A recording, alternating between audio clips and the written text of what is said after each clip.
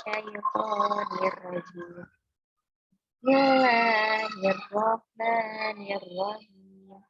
Alhamdulillahirabbil alamin. Ar-Rahmanir-Rahim. Maliki yaumiddin. Iyyaka na'budu wa iyyaka nasta'in. Ihdinas siratal mustaqim. Siratal ladzina an'amta 'alaihim ghairil maghdubi 'alaihim waladdallin. Dua lima syahadat. Asyhadu an la ilaha illallah wa asyhadu anna Muhammadar Rasulullah. Saya bersaksi bahwa tidak ada Tuhan selain Allah. Dan saya bersaksi bahwa Nabi Muhammad utusan Allah. Doa belajar. Raditu billahi rabban wa bil islam dinan wa bi Muhammadin nabiyyan wa rasulan. Rabbi zidni ilma warzuqni fahma. Doa mohon dilapangkan. Rabbi shrahli sadri wa yassirli amri wahlul 'uqdatam min lisani yafqahu qawli. Ikrar bina insani. Al-awalu Allahu ma'i, Allah bersamaku. Asani Allahu nadiri, Allah melihatku. Asalisu Allahu syahidi, Allah mempersaksikanku. Alhamdulillah. Alhamdulillah ya, di Zoom pagi kita hari ini udah kita awali dengan berdoa. Semoga hari ini dilancarkan dan dimudahkan, terus ilmunya bisa bermanfaat. Ya. Nah, sekarang kita mulai ya, teman-teman ya. Gimana kabarnya hari ini, teman-teman? Alhamdulillah. Tetap semangat. Allahu Akbar. Oke, udah semangat semua. Ini kenapa Mas Daian off-cam nih? Daian? Oke. Bisa on cam ya Mas Daian, Mbak Kansa sama Mbak Putri ya, biar Bu Nindi tuh tahu. Ini Mas Daian tuh udah paham beneran sama materi yang Bu Nindi sampaikan atau masih pusing atau masih ada yang belum paham gitu ya nanti ya. Jadi harus on cam terus. Jadi ini kita ini ya mengibaratkan kalau kita tuh di dalam satu ruangan belajar. Jadi kalau off cam, jadi nanti ini kayak nggak ada Mas Daian, kayak nggak ada Mbak Putri, kayak nggak ada Mbak Kansa gitu. Kok Mbak Putri jadi off cam nih? Oke, bisa on cam ya. Ya, alhamdulillah walaupun ini kita zoom-nya cuma berempat aja sama Bu Nindi, tapi insya Allah ini malah ini ya jadi kayak les privat ya, jadi berempat doang gitu. Nah nanti Bu Nindi mau share screen.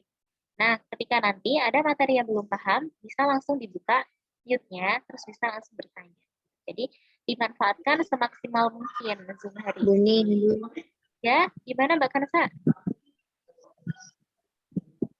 Yang kelas Al-Farabi itu nggak masuk ya, Bu?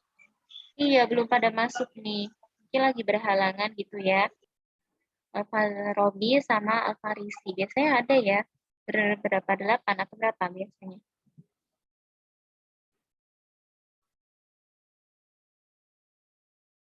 Nah, nggak apa-apa kita mulai aja ya. Nah, insya Allah juga ada record-nya. Oke.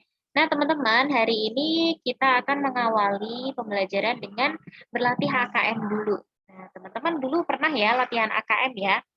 Sama Bu Catur, Mbak Putri sama Bu Nindi saat di Sapa Pagi gitu ya misalnya ya. Atau enggak dulu saat di kelas 4. Pernah kan latihan AKM? Pernah, Bu. Iya, pastinya pernah.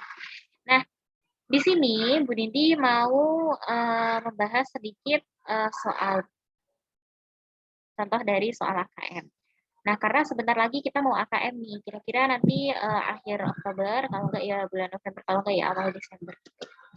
Nah, jadi ini kita harus mempersiapkan matang-matang. Nah, di sini Bu Didi mau memperlihatkan sama teman-teman ada contoh soal AKM yang literasi. Jadi soal AKM itu ada yang numerasi, ada yang literasi. Nah, di sini, di hari ini kita akan mencoba membahas soal AKM yang literasi dulu. Tapi nanti hanya beberapa saja. Nah, di sini Bu Didi mau mengingatkan sama teman-teman, biar lebih mudah, kan waktunya kan itu ada batasannya ketika mengerjakan AKM. Biar waktunya lebih singkat, di sini kita bisa melihat soalnya dulu. Nah, baru dibaca teks bacaannya. Nah, di sini terus kita baca, dicari. Nah, coba di sini Mas Dayan, coba dibacain. Di paragraf pertama di sini. Paragraf pertama, oke. Ya, di sini. Dari permisi. Ya. Permisi, boleh kami masuk ke dalam ya, Pak? Boleh kami lihat kamar mandinya, Bu? Pagi itu sekelompok ibu berseragam biru menyapa warga di setiap rumah Jalan Mustika. Ibu, ada pasukan biru, seru Nuha. Oh iya, hari ini hari Minggu pekan 2 ya, sahut Ibu. Nuha beranjak ke pintu depan dan membukakan pintu untuk tamu mereka. Hari Sabtu lalu, Nuha membantu ayahnya membersihkan halaman. Pagi itu, kamar mandi pun sudah dikuras ibunya. Rumah Nuna siap menerima pasukan biru. Nuha, sapa Mbak Nur. Ada salah satu petugas berseragam biru itu. Halamannya rapi, wah ada pohon serai untuk menghalau nyamuk juga. Mbak Nurul memuji. Oke, terima kasih Mas Dayan. Nah, sekarang disambung sama Mbak Putri. Paragraf kedua di sini. Ibu mempersilahkan Mbak Nurul masuk. Mereka pun langsung menuju kamar mandi. Keluar dari sana, Mbak Nurul mengacungkan ibu jarinya. Nuhan tersenyum. Tak ada kartu kuning hari ini. Jangan lupa ikut gerobak jentik minggu depan ya, Bu. Pesan Mbak Nurul sebelum meninggalkan rumah. Ibu menganggukkan kepala. Apa gerobak jentik itu, Bu? Tanya Nuha. Oke, terima kasih Mbak Putri. Selanjutnya Mbak Kansa, paragraf terakhir. Oh, itu kerja bakti membersihkan selokan, taman, dan lapangan agar tidak ada sarang nyamuk, jawab Ibu. Kita kan mau mencegah demam berdarah atau penyakit dari nyamuk lainnya selanjutnya. Rasanya Nuha tak sabar menunggu minggu depan. Di mana Nuha dan keluarganya tinggal? Oke, di mana Nuha dan keluarganya tinggal? Nah, tadi dia ada di paragraf pertama nih. Gimana? Di mana? Di Jalan Mustika. Iya, di Jalan Mustika. Jelas di Jalan Mustika. Karena di situ hanya menerangkan lokasi jalannya saja. Tidak ada tempatnya di mana, daerahnya mana.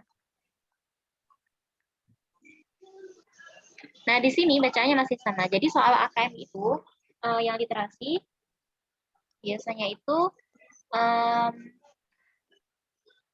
soal bacaannya itu memang panjang, tapi di situ digunakan untuk beberapa soal. Nah, di sini tapi yang berbeda itu adalah soalnya. Tapi bacaannya sama.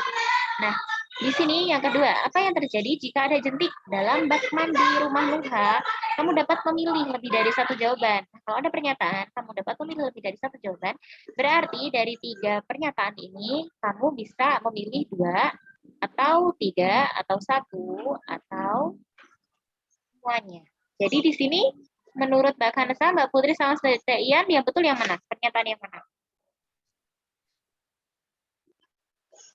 Gimana nih? Rumah Nuha akan mendapat kartu kuning. Banyak nyamuk yang akan berforum di rumah Nuha. Ada lagi?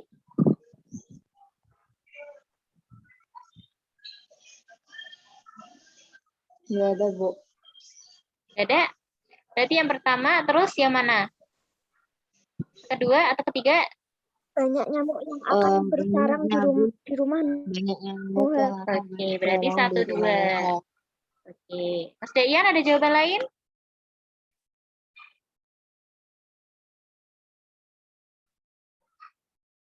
Satu dua atau 1, 2, 3 atau 1, 3 jawabannya Mas Dayan?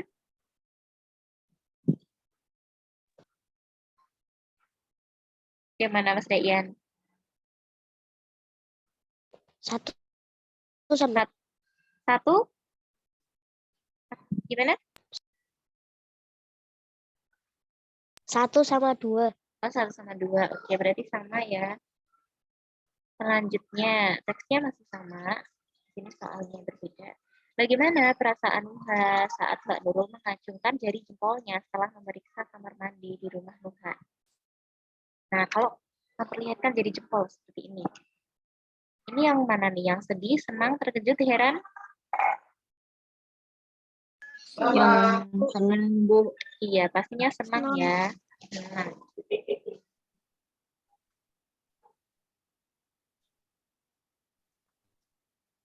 Selanjutnya di sini Mbak Nurul merupakan petugas yang sopan. Kalimat mana yang sesuai dengan pernyataan tersebut berdasarkan isi cerita? Nah, Mbak Nurul itu di sini katanya sopan. Nah, sopannya itu karena apa? Coba Minta izin terlebih dahulu. Iya, meminta izin terlebih dahulu. Jadi di sini ya, yang pertama nih, permisi, boleh kami masuk ke dalam ya Pak? Nah, di situ Mbak Nurul berbicara seperti itu.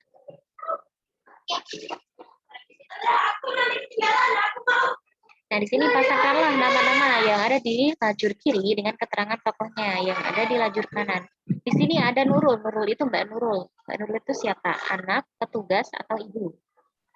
Petugas. Petugas. Nuha siapa? Anak atau ibu? Anak. Iya, anak. Selanjutnya lagi, manakah yang merupakan kegiatan yang dilakukan saat gerbek jentik pada bacaan tersebut? Klik pada kolom benar untuk kegiatan yang sesuai pada kolom salah untuk kegiatan yang tidak sesuai. Yang mana nih? Menanam pohon serai, benar, salah? Saat gerbek jentik, apa yang dilakukan? Kegiatan apa yang dilakukan? Apakah betul menanam pohon serai? Membersihkan simpan. Yang ini betul apa salah? Yang menanam pohon serai? Betul. Betul? Saat ada kegiatan kerja bakti, di situ menanam pohon serai enggak?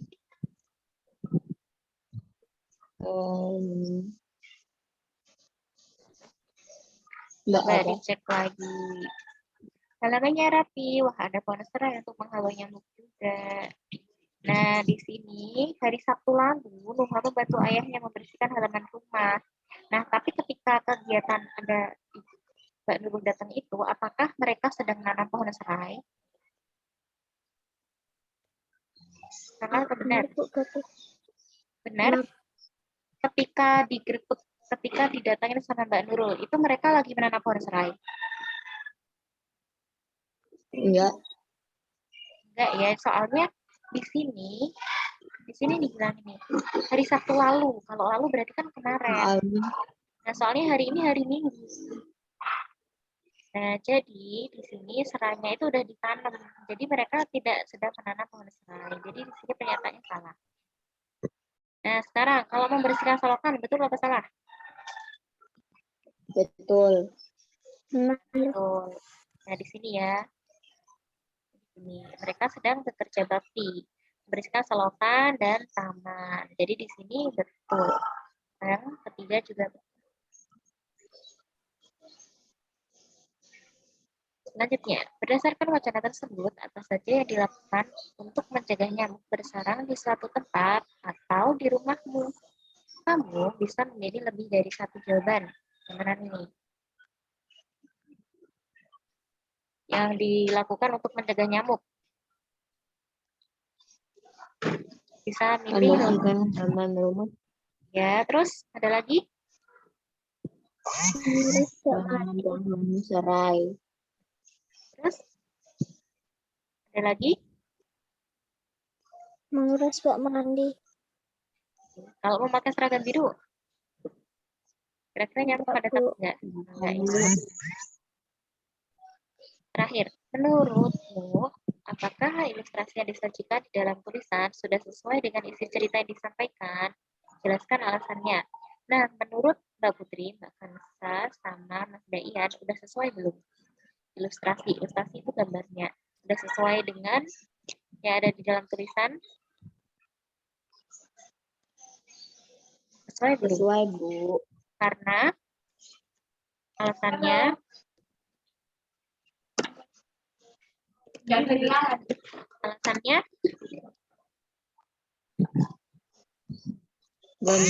sama, ceritanya sama. iya sesuai ya. Ilustrasi atau gambar sesuai dengan paragraf yang bisa sesuai kurang ayat. Nah, di sini udah selesai. Nah, karena tadi coba kita cek ya, coba kita mengisi ya di tadi ini yang ini. Jalan Mustika. Betul ya. Nah, berarti harus lebih teliti. Nah, untuk nomor 21 ini intinya sama. Bisa sesuai, bisa kurang sesuai. Jadi yang dilihat di sini kalau sesuai itu alasannya kenapa teman-teman memilih sesuai. Berarti dicari yang baik-baiknya. Kalau kurang sesuai dicari yang itu tuh bagian mananya. Jadi pilihannya bisa dua, bisa sesuai atau kurang sesuai. Kalau sesuai intinya ini. Jadi gambarnya intinya sesuai. Ada pertanyaan?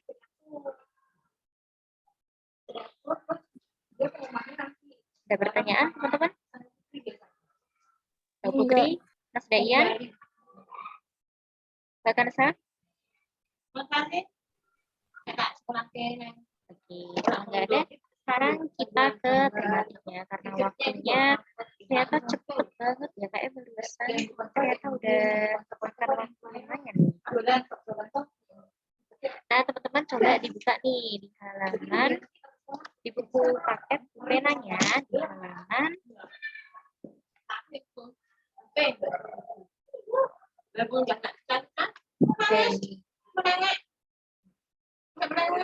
halaman 172. Nah, jadi kemarin teman-teman udah belajar ini ya, 172. Nah, kemarin teman-teman kan udah belajar tuh tentang organ pencernaan pada manusia. Nah, kemarin udah belajar sama Bu Catur ya, kemarin ya.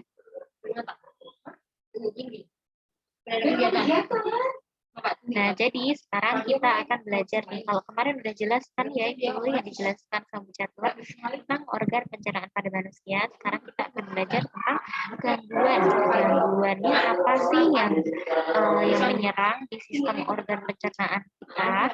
Terus bagaimana cara mengatasinya agar kita tidak terkena gangguan atau penyakit tersebut. Ini Mas Dayan kemana nih? On cam nih. Nah, silakan on cam ya Mas Dayan ya. Ini siapa nih satunya nih? Bisa ditulis ya. Nama panggilan, bisa absen dulu, nama panggilan, baru kelasnya. Bisa ditulis seperti itu formatnya, biar ini panggilnya enak. Oke. Nah, di situ di halaman 172 dan 173 itu ada gangguan pada organ pencernaan manusia. Yang pertama, di sini ada penyakit apa? Ada Sariawan. Sariawan. Sariawan itu apa sih, Mbak Putri? Sariawan adalah infeksi pada lapisan mulut yang disebabkan oleh jamur. Oke, jadi sariawan itu ini menyerangnya di daerah sekitar mulut kita. Nah, itu disebabkan oleh jamur. Iya, jamur. Nah, itu biasanya tuh menyerangnya tuh ini di mulut, terus di daerah ini ya, mengganggu kita di sebelah kanan, sebelah kiri, sebelah sini ya. Di situ pernah nggak nih Mbak Kansa sama Mbak Putri sama Dayan sariawan, merasakan sariawan itu? Silakan. biasanya sebagian orang ini pasti pernah merasakan sarima. Nah itu tuh nggak enak banget ya.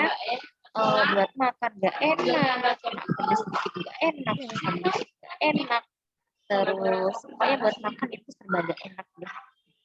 Jadi harus lebih dijaga lagi. Itu menyerangnya di sekitar ini.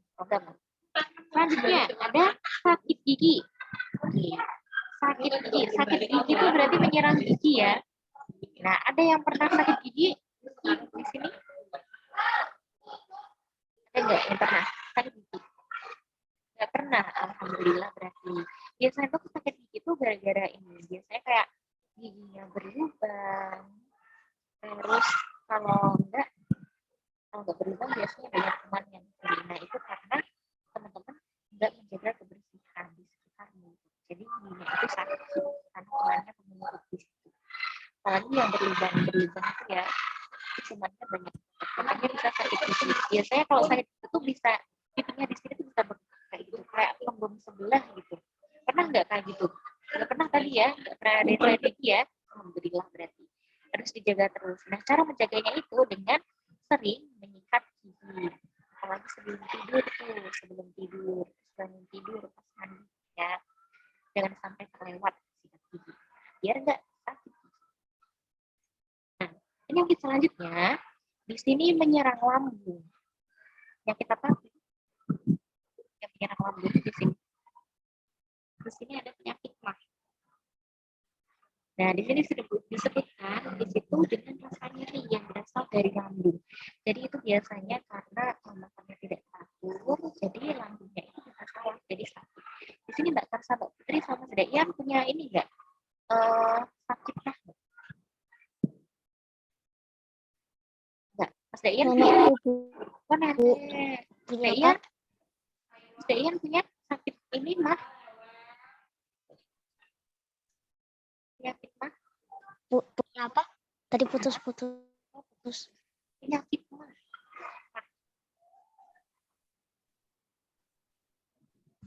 Penyakit asma. Nah. Iya, punya. Oh, punya. Masya Allah, berarti harus lebih hati-hati lagi. Makanya juga ini jangan sampai terlewat, harusnya teratur ya. Nah, buat Mas Dayan yang udah punya penyakit mah, ini harus lebih berhati-hati lagi. Terus buat Mbak Karsa sama Mbak Putri ya, jangan sampai makannya itu telat-telat. Misalnya makan sehari sekali, gitu kan, ditahan gitu perutnya jadi sakit gitu ya. Jangan sampai ya, harus dijaga perutnya biar lambungnya itu tetap normal, biar nggak terkena sakit. Nah, kalau udah punya penyakit mah itu gampang banget itu kadang buat lambungnya gitu. Kadang Mas Dayan sering ini nggak, kamu nggak penyakit mahnya? Kenapa? Penyakit mahnya sering kambuh nggak? Enggak sering. Oke, ini satunya Mbak siapa nih? Namanya bisa diganti dulu nih, Bridi masih belum hafal soalnya. Ini ada Mbak Kansa, Mbak Putri, Mas Dayan, sama siapa nih? Oh iya, Mbak Sabila. Oke, Mbak Sabila bisa on cam nih. Teman yang lain juga on cam, Mbak Sabila. Nah, sudah ya. Sakit mah. Oh iya, Mbak Sabila punya penyakit mah nggak nih? Oh iya dong. Punya penyakit mah nggak? Apa, Bu? Punya penyakit mah nggak? Mah. Enggak. Enggak, alhamdulillah berarti. Nah, itu harus benar-benar dijaga ya teman-teman ya. Pola makannya harus yang teratur, nggak boleh yang telat-telat makannya.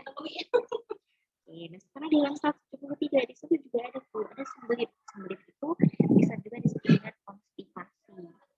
Nah, biasanya itu karena kekurangan serat. Nah, serat itu biasanya ada di sayuran, ada di buah. Biasanya ada yang sering sembelit. Kalau biasanya hari sekali ya, atau 3 hari sekali, atau ada yang seminggu sekali, ada yang sama sekali sembelit.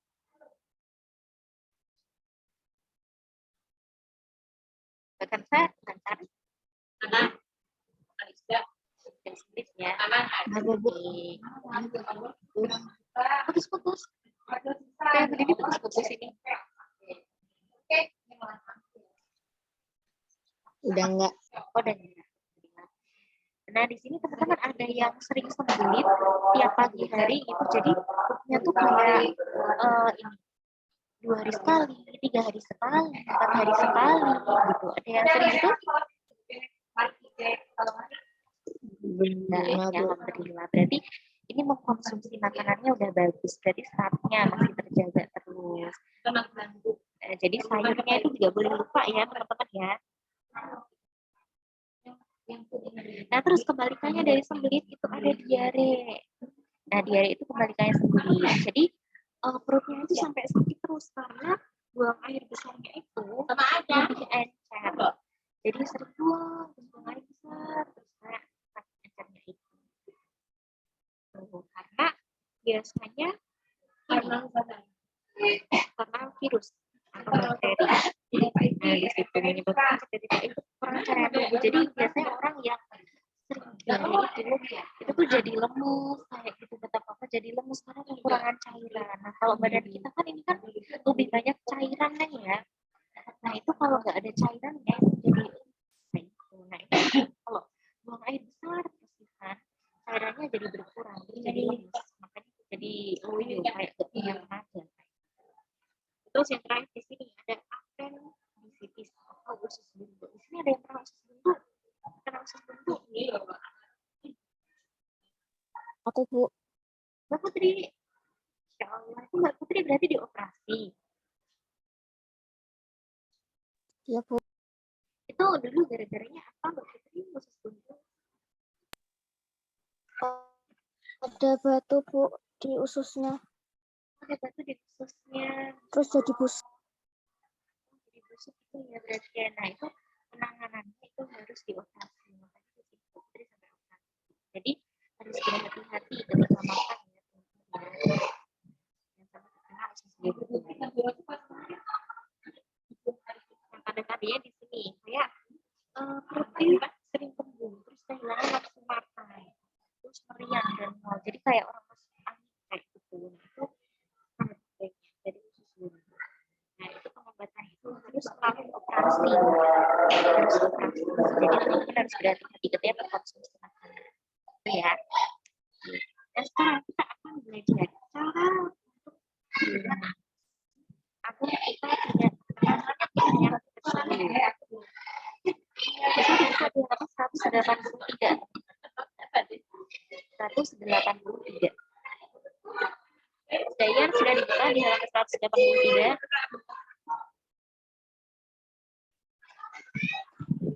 Kenapa? Sudah dibuka di halaman 183. sudah Alhamdulillah. Ada yang belum dibuka di halaman 183?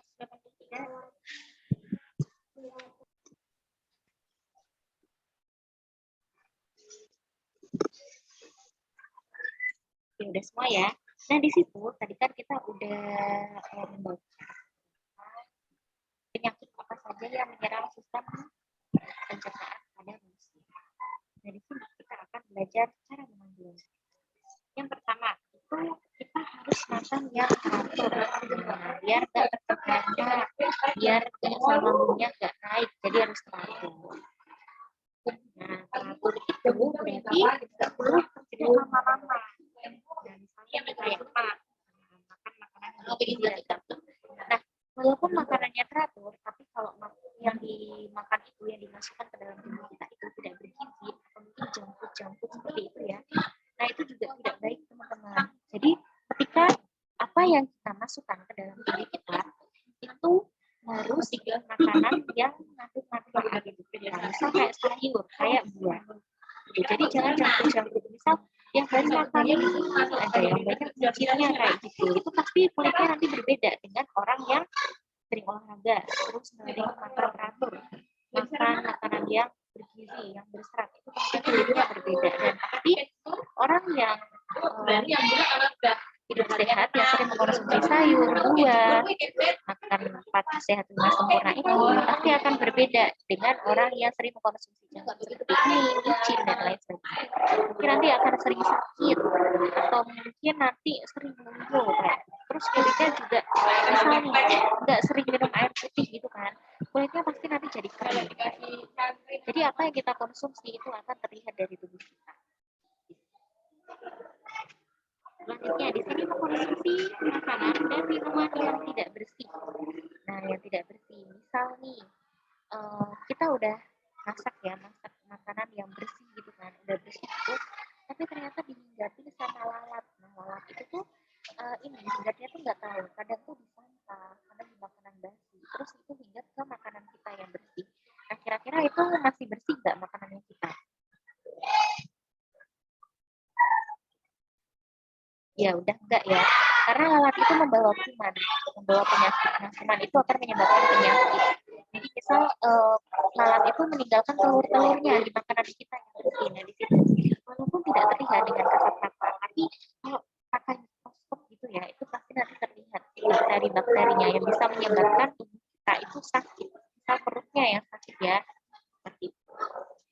Misal juga kalau makanan jatuh, kadang-kadang ada bilang, jadi makan aja. Kita nggak tahu tuh bakterinya sebanyak apa di situ kalau udah jatuh. Jadi harus berhati-hati. Kalau ada makanan jatuh jangan diambil lagi. Diambil lagi tapi dibuang, jangan diambil lagi terus dimakan. Ya. Selanjutnya itu mengkonsumsi makanan yang telah basi. Misalnya nih, kayak kita membeli makanan, nah itu kan ada expirednya.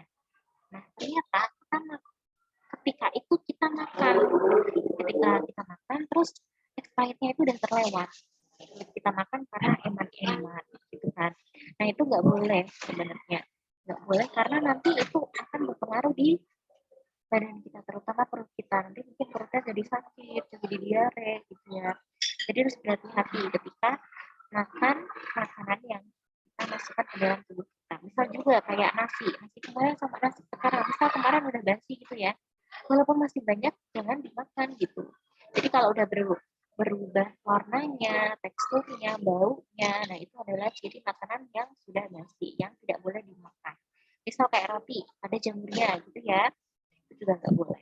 Di sini pernah nggak yang nggak tahu atau mungkin untuk sengaja dimakan karena makanannya itu kayak eman-eman gitu? Pernah nggak kayak gitu?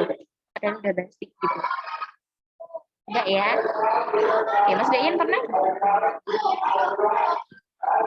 Enggak pernah. Menjaga kesehatan. Nah, di sini sambil dibuka nih, di halaman 194 juga nih. 194, buku pena. Nah, di sini, kalau tadi udah ada cara penyebabnya. Nah, di sini juga ada apa yang menyebabkan.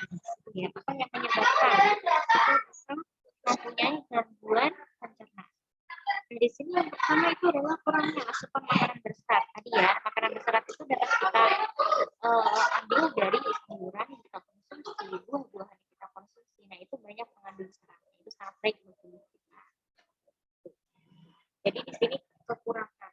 Kalau kekurangan berarti nanti tubuh kita juga ini ya akan gampang terserang penyakit. Selanjutnya yaitu makan yang tidak teratur. Ya kayak tadi ya. Kalau kita makan yang tidak teratur, nanti kita bisa gampang terserang penyakit. Misal kayak penyakit mah asam lambung. Nah, itu karena makannya tidak teratur. Jadi lambungnya itu bermasalah. Lambung itu yang kayak kemarin ya, kantong itu ya, sudah dijelaskan kemarin ya. Selanjutnya makan dan minuman yang tidak bersih. Nah, minuman yang tidak bersih misalnya tadi kayak terkena lalat, terus jatuh. Terus kalau minuman berarti kayak misal minumannya masih ini ya masih banyak. Terus ada lalat gitu ya yang di situ lagi berenang, nah terus seperti minum. Nah, padahal kan nggak tahu tuh lalatnya udah meninggalkan telur belum ya gitu ya. Jadi harus berhati-hati. Kalau udah ada lalat, udah ada hewan-hewan yang kotor gitu ya, jangan diminum atau dimakan. Ada pertanyaan gak nih dari materi ini? Tadi kita bahas tentang penyakit, contoh penyakit, terus cara menanganinya, terus apa penyebabnya gitu. Kita bisa terkena penyakit itu. Ada pertanyaan? Tidak. Oh iya, kemarin udah diliatin tentang video ada tarian gitu, tarian dan musik kemarin?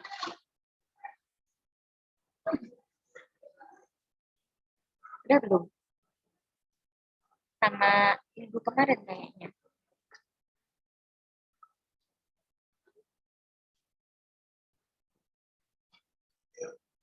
Nah, dari video kemarin itu, kalau video kemarin sudah ditampilkan, di situ ada, kemarin kan musiknya tuh, fokus ke musiknya.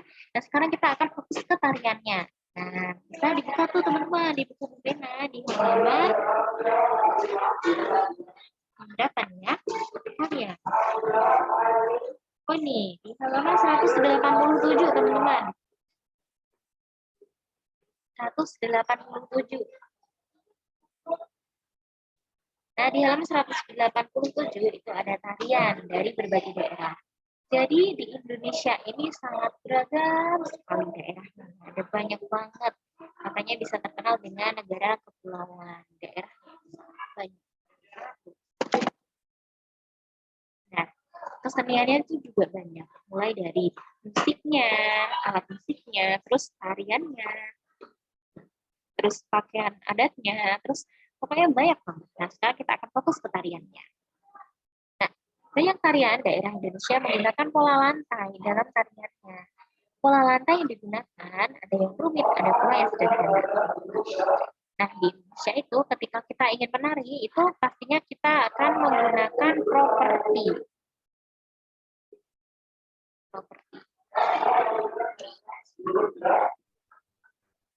Oh iya, ini maaf. Ini harusnya yang ini dulu. Yang ini dulu. Properti. Properti tari. Nah, properti tari itu adalah alat yang digunakan sebagai media pementasan tari. Jadi, ketika kita menari, kalau kita tidak menggunakan properti, itu pasti akan sangat berbeda dengan tarian yang menggunakan properti. Jadi, properti itu misal kayak kostumnya, terus alat peraganya yang dipakai ya, misal kayak tari lilin gitu ya. Nah, itu kan pakai lilin gitu. Misal juga kayak tari merak. Nah, itu menggunakan mahkota yang kayak ada meraknya gitu ya. Jadi itu lebih menarik, lebih menambah keindahan dalam suatu tarian tersebut. Nah, di sini contohnya ada tari reog, itu dari Ponorogo. Ada kuda lumping, itu dari Yogyakarta. Itu propertinya menggunakan jaranan. Nah, itu kayak itu ya, kayak kuda tapi yang dianyam dari bambu tuh. Nah, itu namanya jaranan tuh. Terus ada jaipong. Nah, itu menggunakan selendang. Jadi tambahan menggunakan selendang. Nah, di sini juga ada tari merak, itu dari Pasundan. Tadi menggunakan mahkota.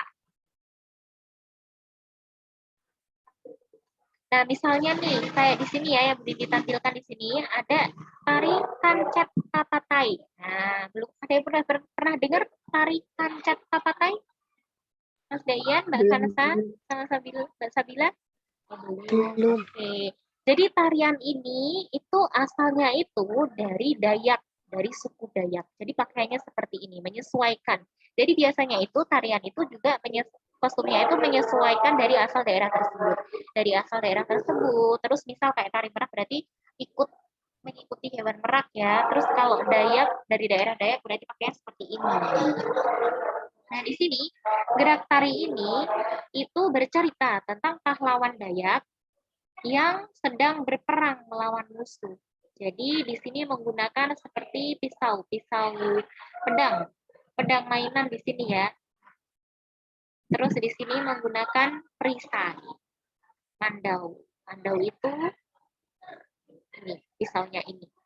Nah, terus menggunakan perisai sama baju perangnya. Bajunya seperti ini, baju adatnya. Nah, gerak tari ini karena di sini tarian yang berperang melawan musuh, makanya tarian ini harus lincah. Kalau kita ingin berperang pasti akan lincah kan, nggak mungkin ya lembek, pelan-pelan gitu kan nggak mungkin ya, harus lincah, gesit, penuh semangat gitu. Dan terkadang itu disertai dengan kekikan si penari, jadi kayak semangat yang ring gitu ya suaranya gitu ya. Nah, di sini ada tarian dari berbagai daerah juga nih, tadi ya. Nah, misalnya kayak tari pendet. Tari pendet itu dari mana? Pernah dengar nggak tari pendet? Nah, Bu. Di mana tuh? Dari mana tari pendek?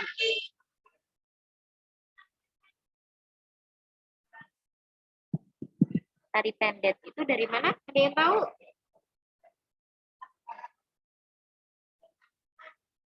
Tari pendek. Nah, tari pendek itu dari Bali. Iya, Bali. Nah, tarian dari Bali itu ciri khasnya untuk yang perempuan itu biasanya itu dicirikan dengan matanya, bola matanya yang bergerak ke kanan dan ke kiri gitu ya. Nah, seperti itu. Nah, tari pendek juga. Terus tari piring. Nah, tari piring itu menggunakan piring. Nah, propertinya yang digunakan itu menggunakan piring.